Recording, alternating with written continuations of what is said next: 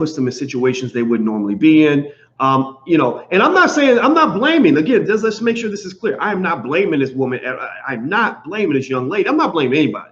I'm just trying to just be as honest with you as I possibly can, so that when you send your child to college, you can tell them what really happens on these campuses. Universities are going to lie to you. They're not going to tell you the dirtiest stuff. When I was at Syracuse, I remember that if somebody got killed off campus, but they lived near campus and they were a student, they wouldn't include those crimes in the crime statistics. If I'm not mistaken, I remember saying, so wait, you're telling me that if I get robbed and I'm a student and I live right off campus, you're not going to include that in the statistics because you don't want parents scared to send their children to this school.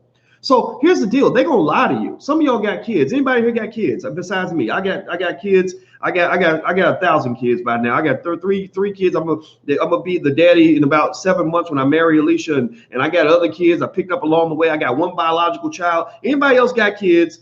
And do you plan on possibly sending your children to college? Do you have children, and do you plan on sending your children to college? Raise your hand. Well, if you are in this category, just understand that you're going to have to learn for yourself what's really going on, because universities are not going to usually tell you. Not to say Clark Atlanta in any level is being accused of any sort of sinister behavior, but most universities are going to downplay the amount of danger that your child could be in that particular campus. There are campuses located next to neighborhoods where people are getting shot up every day. I think there were a couple Spelman girls that got shot up a couple years ago, right? Now, not to say that Spelman is a gangster's paradise. We know violence happens everywhere. We know crazy things happen all over the place. But I believe, my theory is that 90% of the most interesting stories about what happens on college campuses are the stories that never get told. Those are the stories that will never be on CNN. They will never be told. And that's because they have a vested interest in making sure you feel safe enough to send your child and to pay them $40,000, $50,000 a year to put your child on that campus. So teach your children to protect themselves. What I really wish in that situation was, I wish I knew what happened.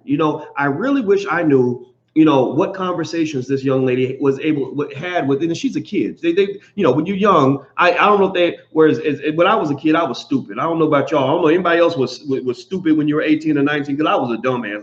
I didn't know 1/50th of what I understand right now as a 48-year-old man. But that's why I talk as a 48-year-old man, because I'm hoping young people are hearing me, so maybe I can make you a little